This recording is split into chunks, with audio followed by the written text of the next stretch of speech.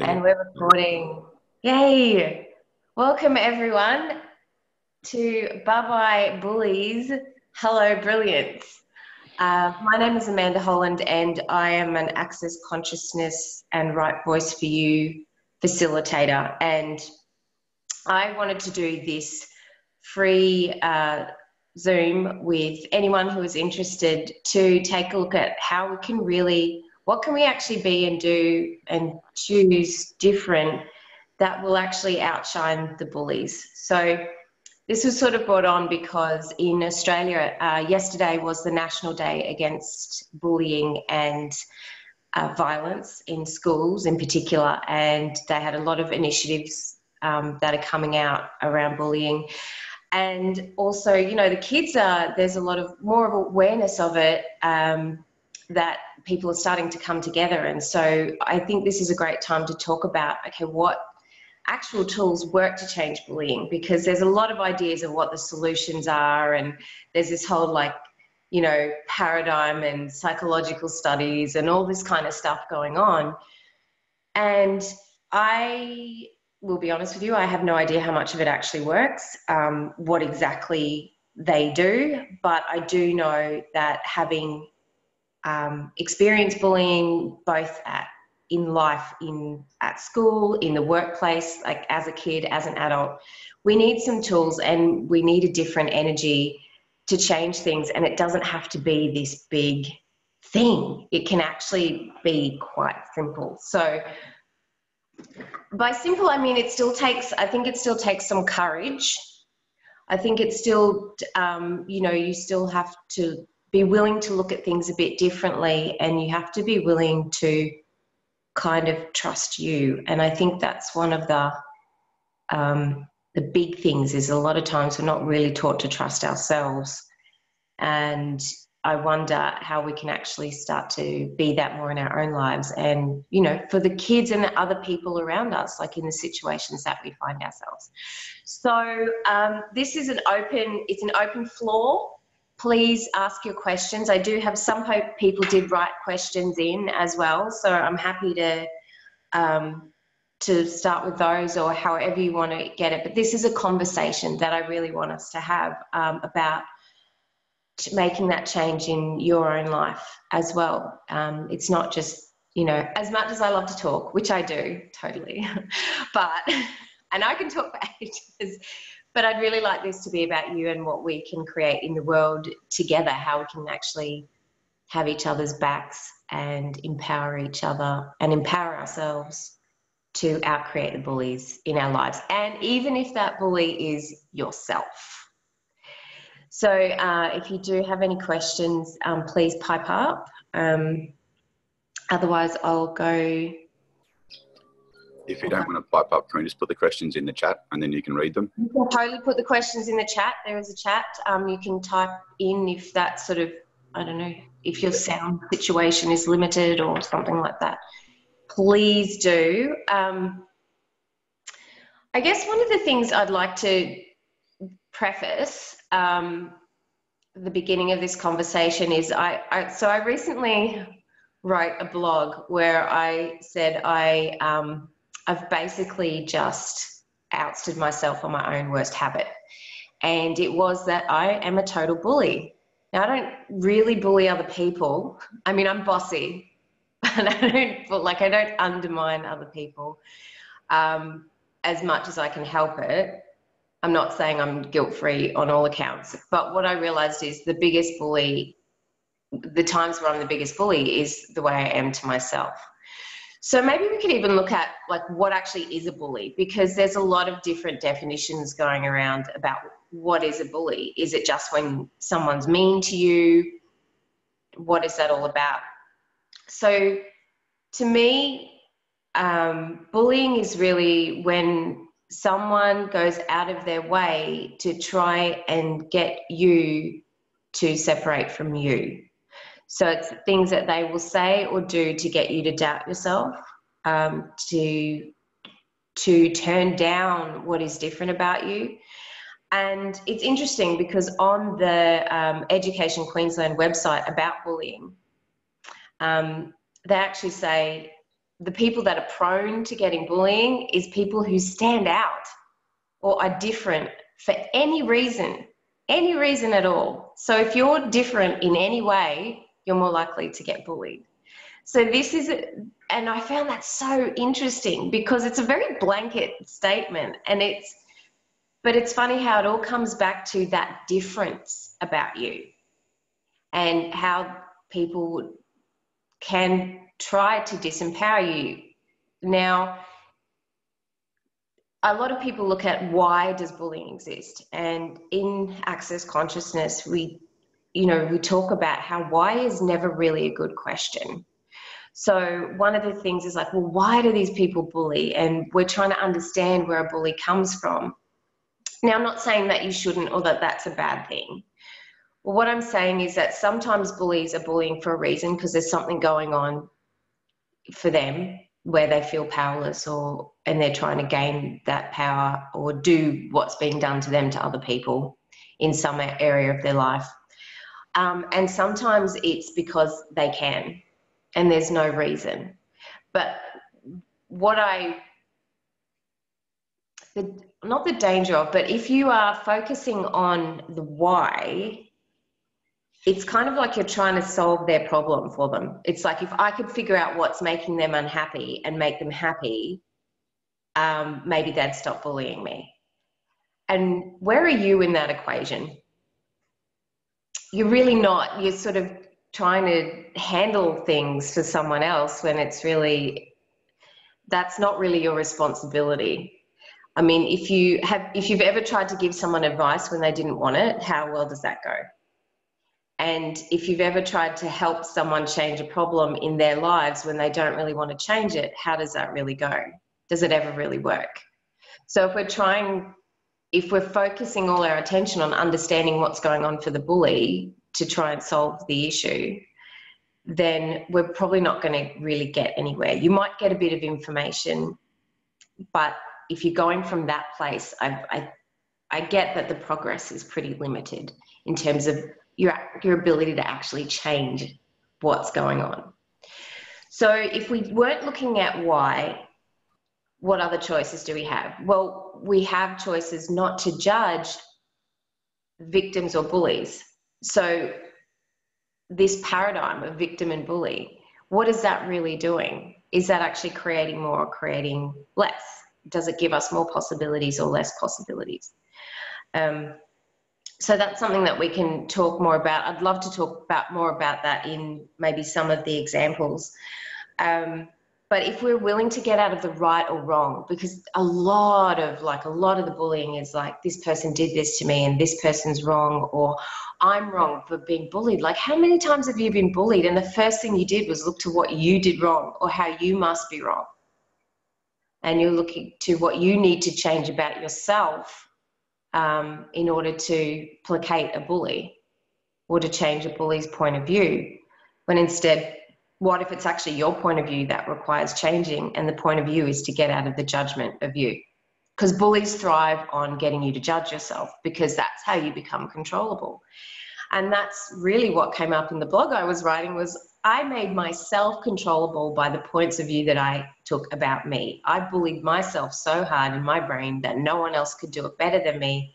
And that was kind of my, I guess, coping mechanism for how to deal with bullies at the time, because I didn't have any other tools. So how have many of you have also had that coping mechanism of, I'm going to bully myself the most as a way to take control of what's going on with the bullies in your life? So what if you would be willing to go, okay, that was an interesting coping mechanism and maybe it helped at the time, but now what else is actually possible? What could I actually choose that would create greater?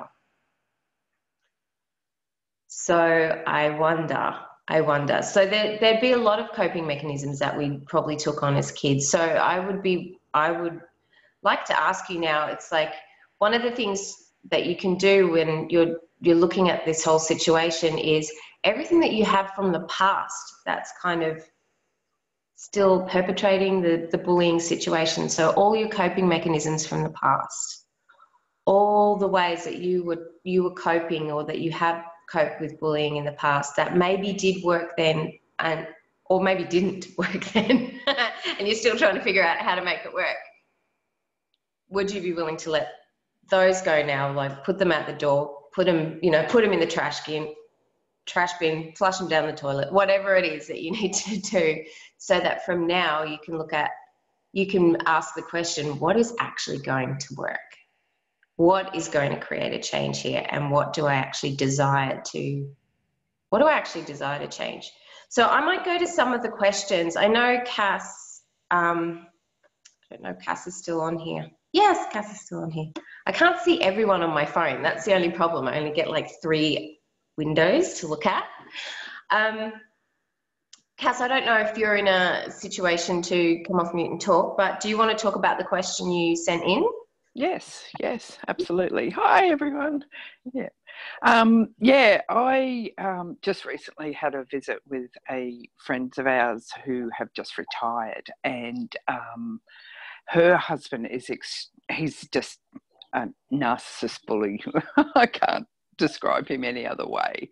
They retired from the Gold Coast to Bundaberg, and he was just blaming her for moving, because they moved for the kids and everything like that, and I guess my thing is I love her dearly, so I don't want to stop being friends with them. I just need to be around them without being triggered by him.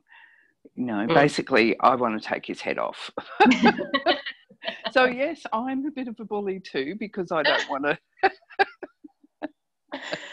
Cool. Yeah, wow, Cass, great question. Because it is like that, especially when you see, like, how often have you seen another possibility for the people that you're with, and they're not interested? Because I can see you're talking about the situation with your friend, but what's your friend's point of view about it? Does she see a problem? Is she willing to do anything about it? Part-time, she sees it a problem. Part-time. So she goes in those ebbs and flows of, it's all that honeymoon cycle and everything like that. Everything's wonderful, and everything's really, really happy for about a week, and then all of a sudden it'll just turn to shit again. Cool. So can I ask you a question about your friend? Mm-hmm. Does she like that drama, the up and the down? Yeah, I guess so. Yeah. So the reason I'm asking is just because there's a bit of that energy of I'm trying to solve someone's problem for them when they don't really, when they don't actually really have any interest in it whatsoever. So, and it's like actually having total allowance for what people are choosing. We had another person write in about actually her 5-year-old experiencing some bullying at school, and basically there's a bit of jealousy, like she sort of likes being friends with everyone, and there's another girl who's being mean to her because she wants to take one of her friends and just have them for herself. And it was so funny. It's like, I think I had the same thing in kindy. I had someone tell me to go away and stop being friendly with this person because I was taking them away from somebody else. And my point of view was like, what? How is this? I don't understand. Why can't we just be friends? But it's really interesting. And then I went into the thing of, I had to try and figure out how to solve this problem with this kid who wasn't remotely interested. So how much do we try to solve the problems of other people rather than actually have allowance for what they're choosing? And in the case with you and your friend, and also with the lady and her kid, it's like you can, if they don't ask you for a tool or for help, you know, what if you were willing to let them have their choice? Like this parent said that she'd actually given some tools to her kid, and her kid had turned around and said, well, this isn't going to work, Mum. And it's like, okay, cool. So you have a choice. If they are looking for something to change, you can ask them, well, what do you know will work? What would you like to choose? What do you want to do about it? So, or like if your friend's she's like, having a meltdown, like going through her meltdown phase, you can go, what are you going to do? What are you going to do? And so she can either be like, oh, well, it's not that bad, it's fine, really, or she can talk about what she would like to do. She may even ask you a question at that point. Mm. But it's like, wow, what if you were like willing to take it off your shoulders? Yeah. So everywhere like you've taken on responsibility for her happiness, rather than realizing her happiness is the up and down, would you be willing to just flush that all away? Absolutely. Cool, thank you. So that's a different perspective, but notice how it gives you a lot more space and you're not kind of like, Thank you, Amanda. you're welcome. And it is amazing how these shifts really do open things up. So it's not like it is a hugely complicated thing, but no one's ever told us that. Like we all get into the drama and we think we have all these ideas of what we're supposed to do and what we're supposed to say and whose, sides that we're supposed to take and all this kind of crazy stuff. And who does that even belong to? So that's one of the biggest tools. It's so funny because like this bullying thing has just come up everywhere. I was actually writing an article on bullying. And I was looking at it from a perspective of if I could go back and tell my 14-year-old self who was being bullied at school, what are the things that I would tell her? If I could like visit her like a fairy godmother who she thought was like super cool and would like actually listen to something that I said, which was like when I was a 14-year-old, I don't know if I listened to anybody, but what would I actually say to her? And one of the first things I realized was I'd say, did you know that all of this angst and all of this crap around all this stuff going on isn't even yours? Like you are so aware. You're aware of what's going on for the bullies. You're aware of what people's points of view about being bullied is. You're aware of like the school system. You're aware of all and of your parents' points of view about being bullied when they were kids and how they didn't, how they felt like failures about it and all this sort of stuff. You are so aware of all this stuff. And what if none of it's yours and it's not personal? Like none of it actually belongs to you and it's not your responsibility to deal with it. How much more space does that give? Now, a lot of people might think, hey, that's a really selfish point of view. We've got a responsibility to change something. But did you know that the definition, I found this fascinating. If you look at what responsible actually means, it just means your ability to respond. We all have ability to respond to something, but it doesn't mean we take it on as our own problem. So what if you were responsible in that you had an ability to respond and your ability to respond was to be an allowance, to ask a question, like, Cass, in your situation, does she really want to change this? Would be my first question. And is there anything I can say that would change this? Truth, yes, no. Does it feel right? Then it's a yes. Okay. Then what can I say? If no, never mind. Let's move on. Yeah. Is there anything else, Pat, that you sort of have that you'd like to ask about that? Yeah, I guess one thing that I have trouble with is the amount of times I hear her story and hear what's going on. And I think that she's asking for help. Right. But I actually think, I realise now after just you doing that clearing before, is she's actually not asking for help. She's just releasing whatever tension has been building up until she's seen me next time. Yeah. And people love the story. I mean, it's like a real life, like all those soap operas you watch on TV and you're like, oh my God, what's going to happen? It's her own real life opera, and she loves telling you the story because it's exciting to her. So, and what if we could have allowance for that too? Because I used to have the point of view that, oh my God, if someone's got a drama, I have to do something, or I have to go, oh, that's so bad. But how much do we actually buy into the story instead of realizing that actually they love it? And it's not wrong either. Like I always like to joke that my dad is a bit like an Italian mama. Like everything's like bigger than big, it's like bigger than Spartacus, we'd say. Like like everything's a big deal, everything's significant, and there's the highs and the lows and I used to think, and he'd be so stressed, and I'd think, oh my God, I have to do something to make his life calmer, and maybe if I could give him some different tools, and every single thing I'd ever say, gone. So, and I realized, wow, he loves that energy, and he loves telling a story. Loves telling the story of like the disaster that happened today. He absolutely loves it. So how much what we think is like, is all this like trauma and drama, and it's actually, they love the story. And then you can see they're not a victim so much as the creator of their own lives. Thank you. Yeah, because when I look at, this is number 4 marriage for her, so it's like, okay, yeah, thank you. Wow. What an interesting adventure she's having. How cool is that? And you know what? And if she wants to change it, she'll change it. And if she doesn't, how does it get any better than that?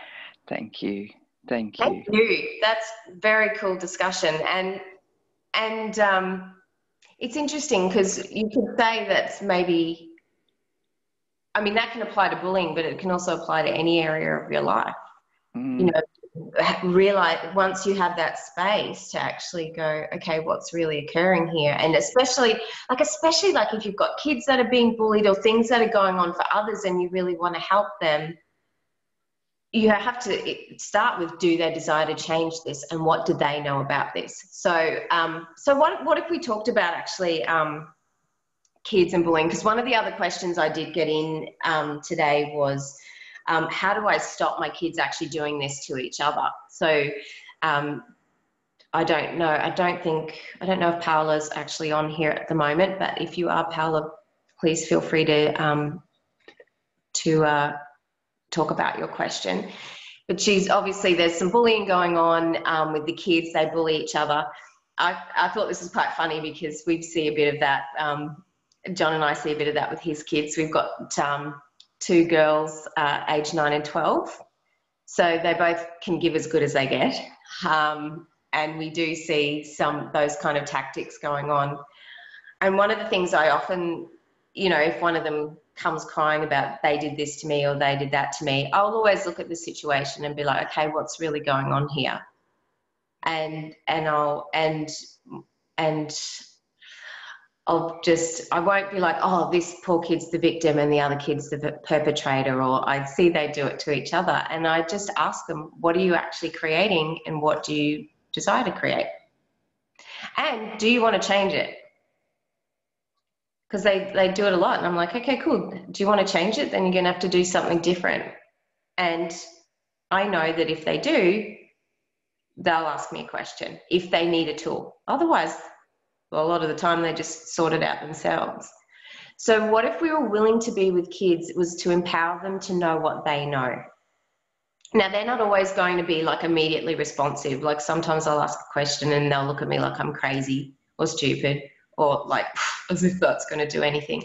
But it does, if you're willing to have a conversation with a kid from no point of view, the tools that they actually desire to have in their lives, they will actually just start to kind of be them. It'll go in a different way. So when it comes to your kids, what if you would empower them to know what they know, which is asking them, well, what do you know about this?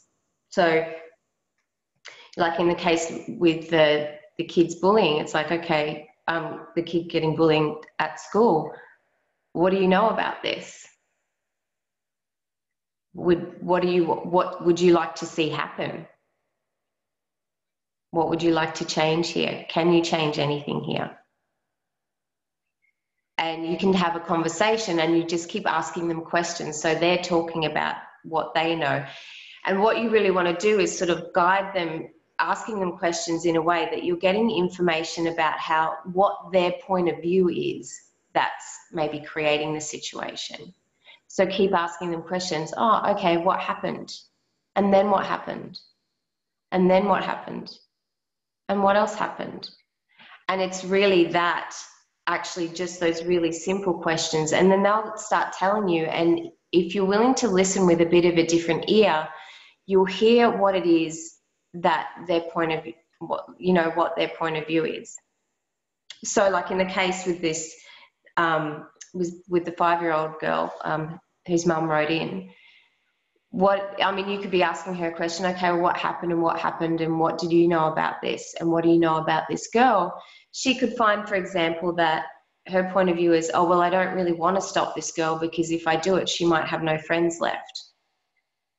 So her point of view is she doesn't want to change the bullying because that girl needs to bully her so she can keep this other friend or something. And that's her point of view. So, and then from there, you can ask more questions about that point of view. So I guess the golden rules, I would say, is don't ever go into fix-it mode and don't ever go into life lesson mode with kids and bullying, which is kind of the things that we really want to do, because how much as adults with kids and younger people, even other people in our lives, we don't want them to make the same mistakes or have the same negative experiences that we had with bullying. Like we do anything we could so that they never had to experience that, right? But what if it was actually empowering them to know what they know, not about you have to help them not make your mistakes. And that's a very empowering that's a very different but very empowering point of view. So does anyone have any questions? Because I can talk more about that, or I can talk more about something else, like bullying in the workplace or bullying with the families or anything. We have so many places we can go. Yep. Hi, Amanda. It's Anne. Hi, Anne. Hi. Hey, I've had this bullying in the workplace for a few years now, and I was just back there this week, and I noticed what I was saying over and over was, I can't believe she gets away with it. I can't believe this keeps going on. I can't believe. So I'm going into this like deer in the headlights place. And I get what you're saying about I'm sort of buying into the drama of it all. But it's still like with all the tools I have, I just can't think straight. What one do I use? Well, first of all, I would ask, who does all of that belong to? Yeah, maybe the deer in the headlights is I'm picking up everyone in the whole vicinity having this, their reaction to it. Yeah, because how many people that is how they cope. They go, deer in the headlights, don't know what to do. Oh gosh, maybe I'll just like detour around, like it's like this big obstacle and they're like, gotta go around. So yeah, so truth, how much of that is actually yours, Anne? Well, none of it. Yeah. Cool. So if you're willing to acknowledge that, turn that all to sender, what other choices do you actually have? Well, yeah, just when you asked me that, I realised when I'm really being me, I'm willing to be in intensity at her. Like I don't yell, I don't say anything, but I just be in energy that like, don't you dare fuck with me. And she usually keeps walking. Yeah. But lately I've obviously been picking up on everyone else. And that's why that's making me a victim now, because I'm tuning into everyone else's victim. Yeah. Yuck. Yeah. Cool. Well, but how cool is that? Like to realize how aware we are of everything around us. Yeah. Yeah. And how can we use that to our advantage? And be that moment that you actually acknowledge, okay, none of this is mine, and you come back into the picture. Because often what's happening is, I had a really hilarious work situation where like there was this massive miscommunication, and I actually didn't think it was that big a deal. I was having a bit of a laugh at it, but one lady was having a meltdown. The other two sort of started arguing with each other because they were upset about the lady who had the meltdown, who was acting like the victim, when actually she was the biggest perpetrator, because she was actually creating this whirlpool of discontent and upset in both worlds. And because they were all buying into it, they didn't have the choice to step back and go, hey, what's really going on here? And actually at no point did the three of them just sit down and go, okay, what's going on here? What did we miss here? What miscommunication? What do we need to do different? And in my head, I was going, wow, this could have been a totally different conversation, but they bought this woman's point of view, hook, line and sinker, with the tantrum and the tears. And I was just like, wow, that's so interesting. And I could really like feel it in my world. And I was just going, oh, wow, I'm actually somewhere on some level buying into this. So who does this actually belong to? Is any of this mine? And then I went to, okay, is there anything I can do to contribute to this? And I just actually just was more space, because I knew there wasn't anything I could say. Yes, I like that. I think it really is just more space, more space. Yeah. But also just the power of that, who does this belong to? Because then you're not functioning like you have a problem. Yes. Very good. It's not, oh, this is a problem I have to solve. You just go, oh, there's that. Yeah. Yeah, how does it get any better? Thank you. That's good. Yeah, thanks, Anne. That's great. And I've noticed, like, you know, who does this belong to is sort of one of the first tools you ever hear if you ever go to an access class or go to an intro or watch anything. And I'm still like learning its power, like even today. And with bullies, like bullies have an advantage when you're buying into anything that doesn't belong to you, because you stop being you and you start functioning from all the other people's points of view around you. What if your first step is to be like, who does any of this belong to? Is any of it mine? Is it all someone else's? And what am I aware of here? What am I aware of? And like, I mean, that conversation with Cass, wonderful, because how often do we buy into those stories? And then we're trying to do something based on, we believe this story is real, rather than asking some questions that would actually allow us to be aware of what really is going on. And one of the big things that in Access at the moment, and we talk about exposing the bully. So what is actually exposing a bully? Is it confronting and going up and saying, hey, you're bullying me, you need to stop, cut it out? Or is it a different energy where we're willing to recognize firstly for ourselves what's actually going on? So what if we're not a victim? What if we're not powerless? What if we could ask, you know, the questions we were talking about before, what's really going on here? And be willing to be an energy that exposes that. And being that energy is really being you. It's asking the questions. So like, who does this belong to? So that you're not buying into other people's points of view. It's having allowance for whatever other people are choosing and being willing to be aware of what they're choosing.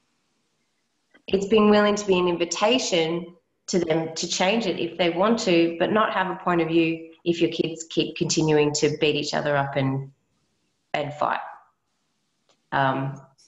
You know, so, and I've noticed particularly, I don't know if you want to pipe in on this, John, I know that a lot of our conversations when stuff's going on with the kids, a lot of our conversations are, what's our point of view that's contributing to this continuing? What is it going to take for us to have no point of view? What are we making significant about this? Yeah, I will chime in something. I found myself doing a lot of resisting and reacting to it. So whenever it comes up and you see it, like if you ask them, like when asking who does it belong to, it's like, oh, it's not mine. But if you're still doing resist reaction, you're still buying it, even though you don't think you are. So that's one way I've found that's actually stuck me. So just being space. So if I do, while asking that question, am I resisting, reacting myself? And if I get a yes, then you go, well, I'll just basically expand out and be space. And that way there's room or there's space for them to see it, which is kind of like exposing the bully, what you're saying before. Like if you're just being all this space, there's nothing left but the bully to maybe see themselves, or just is it possibility for them to see something and choose something different? Yeah, cool. Yeah, that resistance and reaction is a huge thing. So anytime we either align and agree or resist and react, we're actually perpetrating or buying into, so it doesn't matter which side of the coin you're on, that you're buying into it. So part of it's too about being willing to be really aware of what you're choosing. Like, is there somewhere where I'm resisting and reacting this? Like, how many of us have the point of view that bullying is wrong? It shouldn't happen. Bullies are bad. they must have been messed up. And and then you wake up one morning like, I didn't go, oh wow, guess who the biggest bully in my life is? Me. So if I'm judging bullies, who do I always have to judge? Ding, ding, ding, ding, ding, ding, ding. So how many of you judge bullies as bad and wrong and horrible and mean and vicious, while the biggest bully in your life is you, which means you get to judge you as horrible, bad, mean, vicious forever? How'd you get so lucky? Aren't we smart? This is what I mean about, like, we're actually really, really brilliant. But how often do we acknowledge that brilliance if it doesn't look like, you know, beautiful and sparkly? But how brilliant is that if you judge bullies, that you get to judge yourself forever for anything you do that disempowers you. And you think, how many thoughts, feelings, emotions, points of view do you have every day that's disempowering you or limiting you or telling you that you can't or you shouldn't or you're bad or you're wrong or whatever your favorite things are? Wow. Like, how brilliant is that? So I wonder what else is possible. So at this point, I was looking at creating this as a bit of an intro and to access consciousness and just to a kind of a worldwide conversation around bullies. But I'm really getting right now, one of the things I'd really like to do is actually use the access clearing statement. Now, this is an absolutely awesome tool that you can use, and it sounds weird, and you don't have to use it the way that I'm going to use it. So first I'm just going to clear it, because I get all this energy is coming up about, you know, as we're talking about this bullies and all this sort of stuff, there's like, oh my God, I've been doing this to my, so what if we were willing to destroy and uncreate every point of view that you've had about bullying, right, wrong, good, bad, and being a victim of bullying, right and wrong, good and bad, and how brilliant you think you are not? Could we destroy and uncreate all those points of view? Yes. Right and wrong, good and bad, POC and POD, all 9 shorts, boys and beyonds. So those words I just said were the Access Consciousness Clearing Statement. You can go to theclearingstatement.com for an explanation. And I would suggest, even if you know what the clearing statement is and you haven't checked out that website, check it out, because Dane does this really cool 20-minute sort of explanation about it, and he goes into some different ways of looking at how the clearing statement works and just other things that are really, really cool. So I recommend anyone go, and if you haven't checked it out for a while, just go have another listen, because it's cool. That just totally wiped my brain. Oh, I did want to talk about actually using that energy of the clearing statement. So the clearing statement basically is like a massive vacuum cleaner.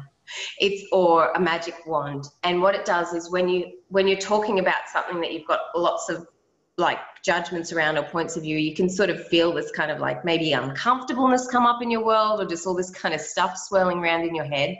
What if you literally could just go and it just disappears? That's what the clearing statement does. It's just like, okay, oh, look at all this junk, whoosh, off it goes. Because it doesn't sit there trying to rifle through it and figure out what's valuable. It goes, you know, any part of this that isn't valuable, that isn't working for you, and that you're willing to let go of, it does it for you. It's so amazing. And there's so many ways you can play with the clearing statement with kids, little kids, or even talking about it with older kids. So is that something you guys are sort of keen on? I can just talk about for a little bit. Just let me know if you want to change the topic.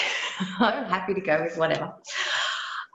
So one really great way of doing the POC and POD, which is shorthand for the clearing statement with kids, is with little kids, it's really fun and easy. You just ask them to put everything. So you say, okay, there's a big balloon here or bubble in front of you. And I'm just going to put in everything that all your thoughts, all your emotions, all the upset or any concerns you have about whatever it is you're talking about, Everything that this conversation is bringing up, we're just going to put it all in that balloon, and on 3, we're just going to pop it. 1, 2, 3, and pop the balloon.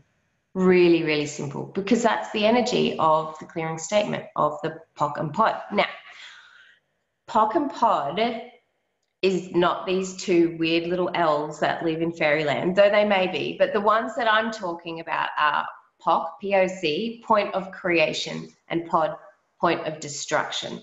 These are really cool kind of, I was on a telecall with a lady who talked about how she explained this to her high school students. She worked like basically in the ghetto in America as a school teacher with kids with really significant, you know, academic issues as well as at-home issues.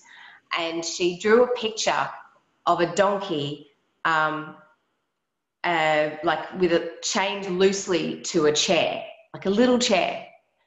And she explained the POC and POD is when, so the point of creation is when you created this point of view that you had a problem, that you were limited. So you, as a donkey, had this chain and you were chained to something. And from that point of view, like maybe one time you were chained to a fence and you couldn't move. And that happened a few times. And so then the next time they chained you to this chair that you could actually just knock over and walk away from. So, but you'd never walk away from it.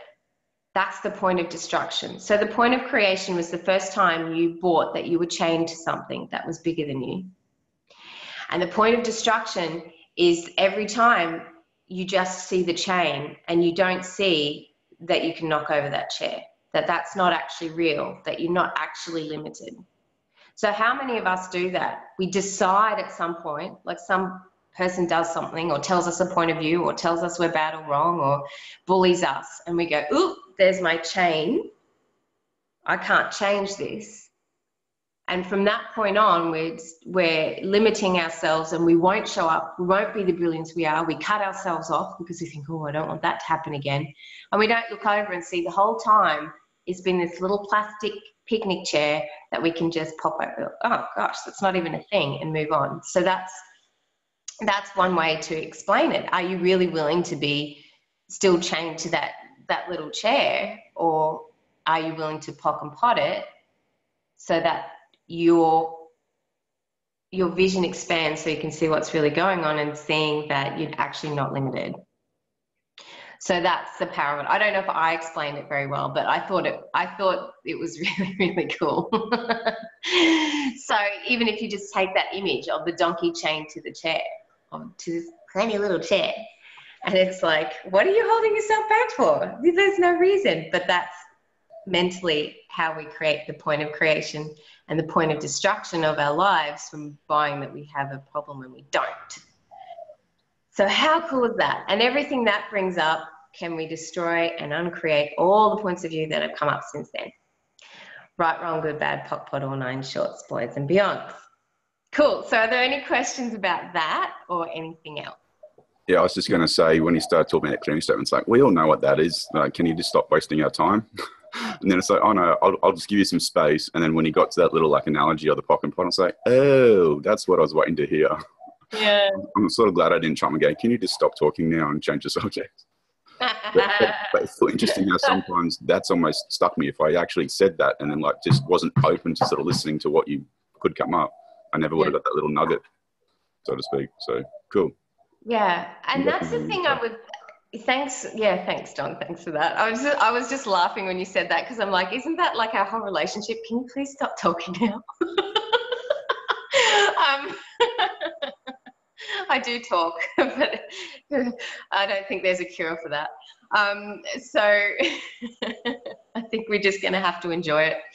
But how much that goes back to when I was saying about like the who does this belong to tool. Like when I was looking at what would I say to my 14-year-old self, I was surprised with that tool popped up, because it's one of the basic first tools. And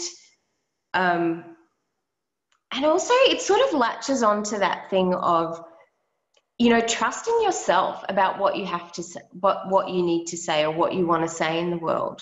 Because how much do we second guess? Like I could have gone into that because I was going, okay, I know probably a lot of people have heard this before. and explained this before. And I chose that not from it's a judgment or, well, I'm going to do it anyway. I chose it because it's what worked for me, and from the question that I was asking, what can people hear? And what will people require to hear who are watching this now and in the future? But also knowing that whatever I say can contribute to the people who are right here with me right now, no matter where they're at. And I'm not like cognitively going into that, but I'm willing to choose what works for me. Now, that could be a gross fail. Like everyone could get like really bored and fall asleep and drop off the line. But it's like, how much do we not choose what works for us based on what we think people are going to say, what we think people are going to do, how we think we're going to be judged. And that's where the bully always wins. And it's not necessarily the bully at the workplace or the bully at school that's winning in that instance.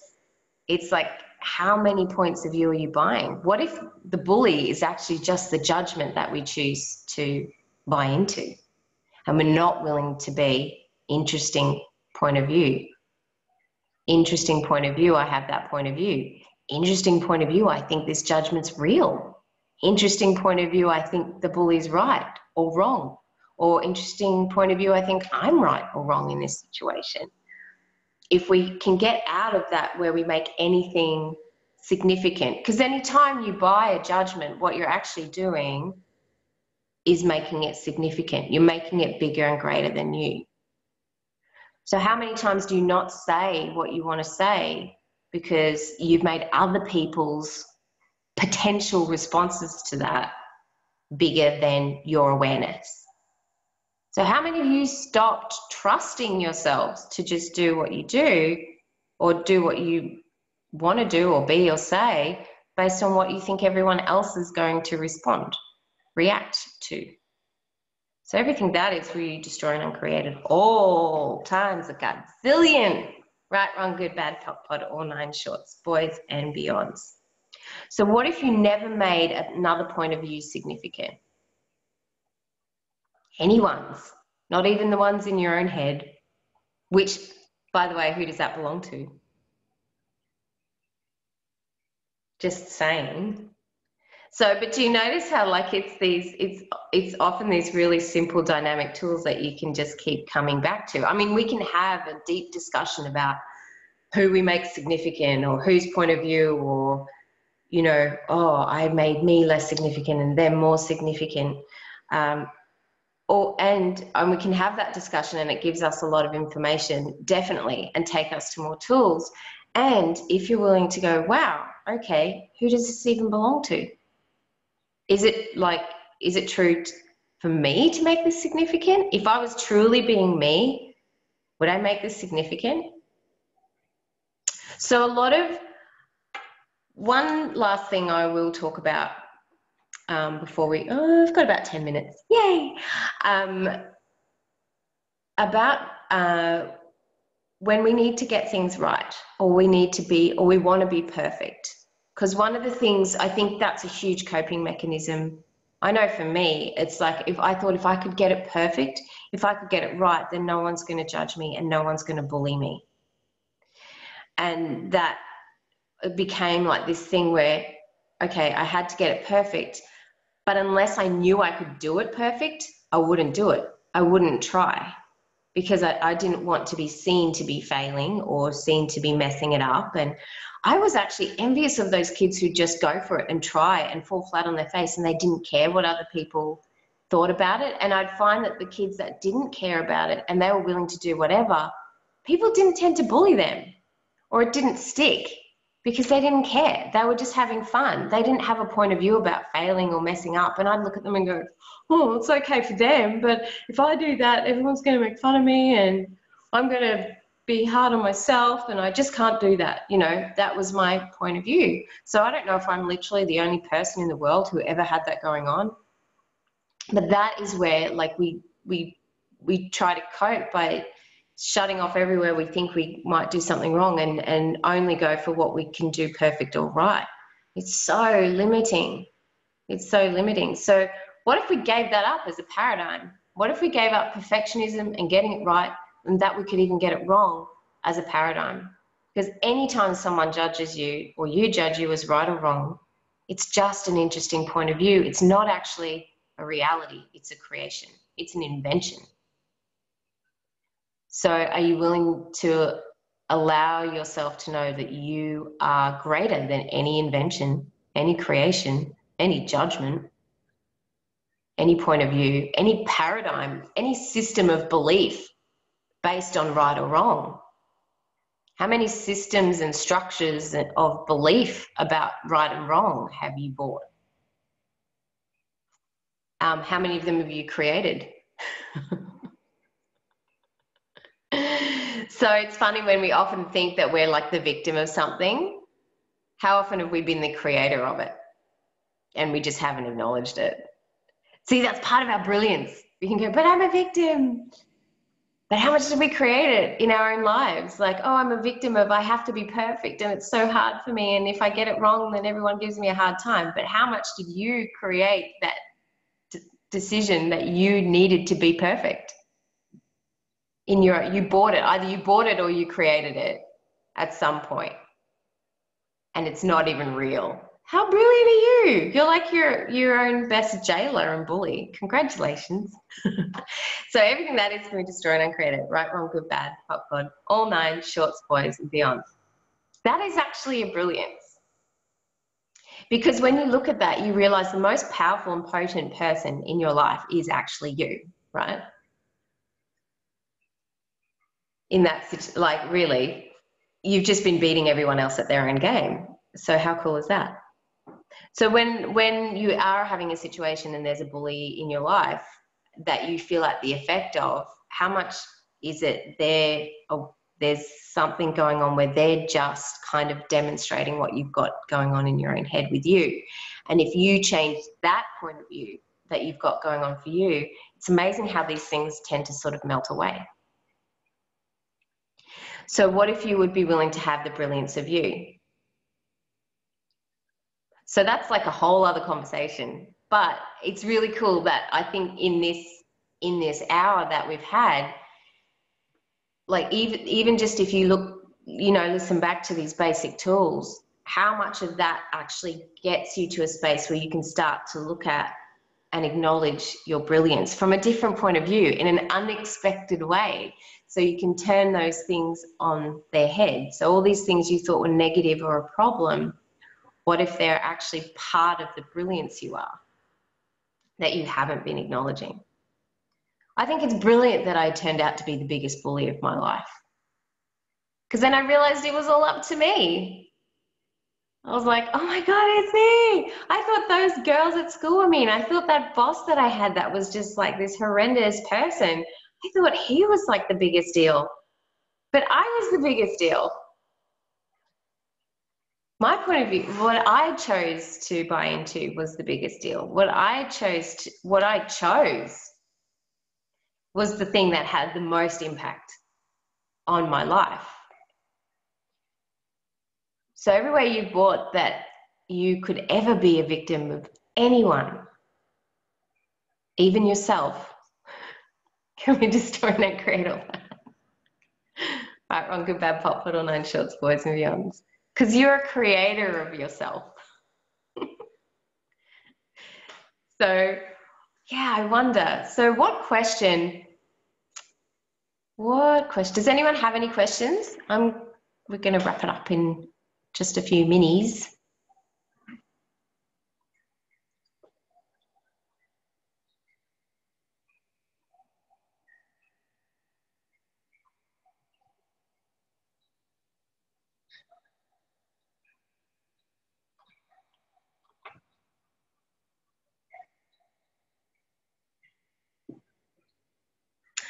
No one's talking, but the energy is really awesome.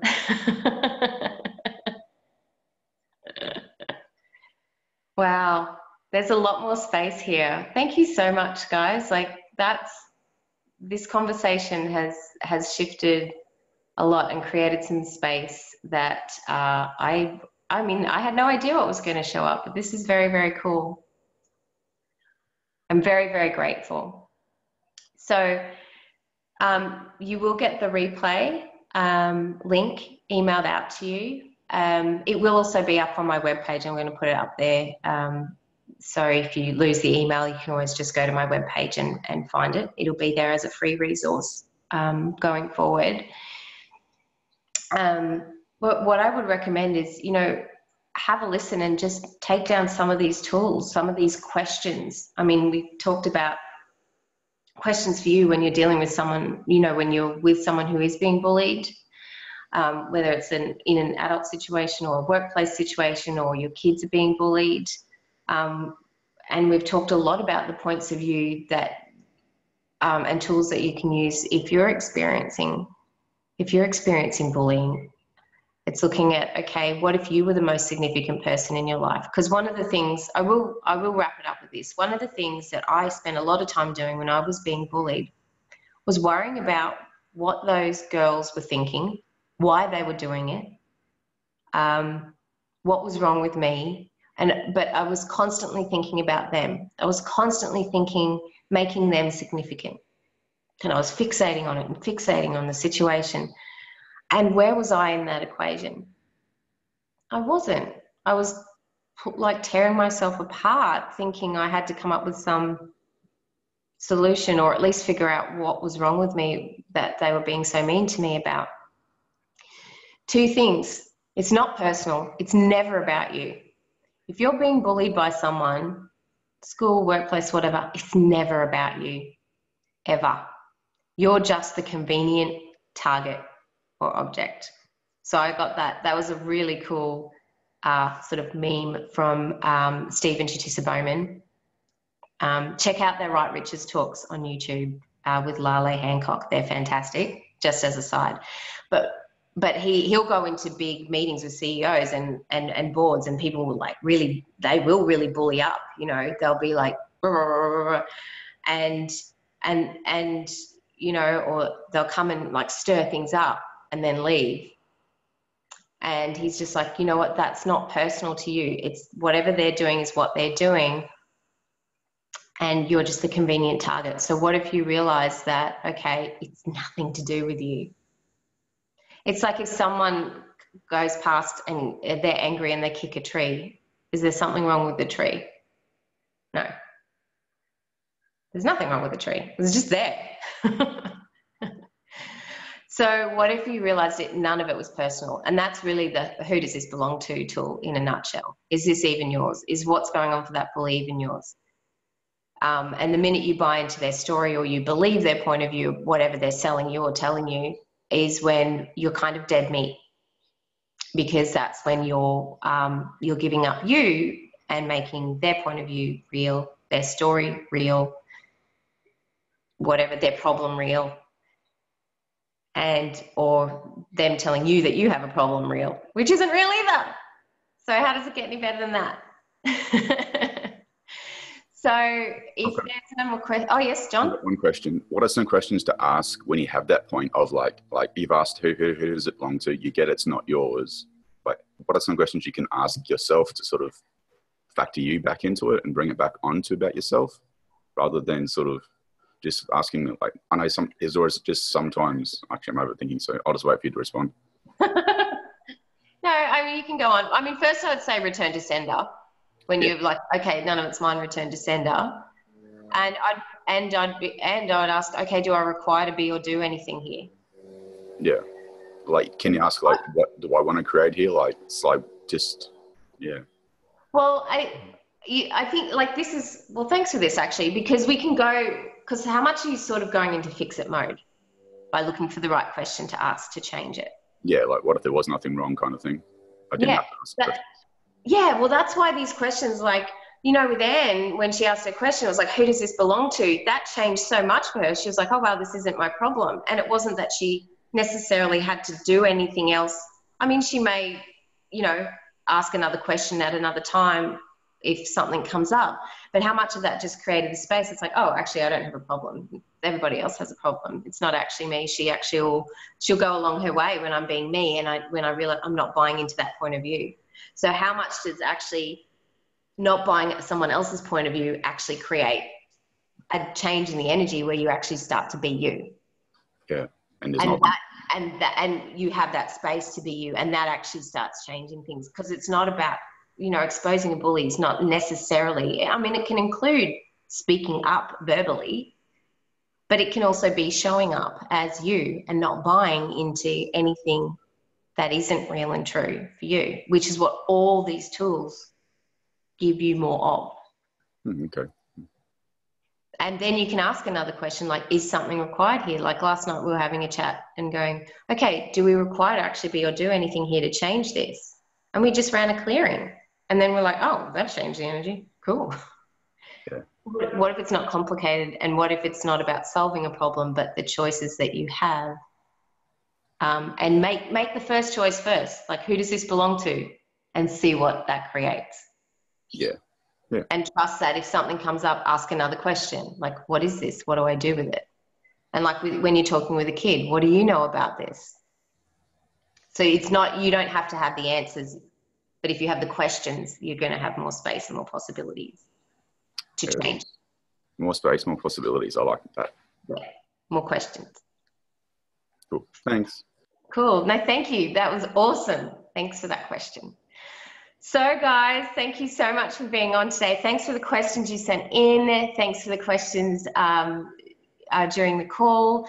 I hope this has been a contribution to you. I wonder what we can create that changes this. My idea of like what I would like to see in the world is where, you know, regardless of if we have bullies or not, that we don't have to buy it, that we don't have to choose it, and we can outshine any bully if and when they show up, even if that bully is us, and have our brilliance actually show up in the world, because that's what we really, really require. And the world's going to be so much more of a fun place if we're willing to be us and play. So that's it from me for now. Thank you so much for coming on, and I hope to see you sometime in the future. See you. Thanks, Amanda. Thank you. Thanks, John. Nice. Thanks. Bye.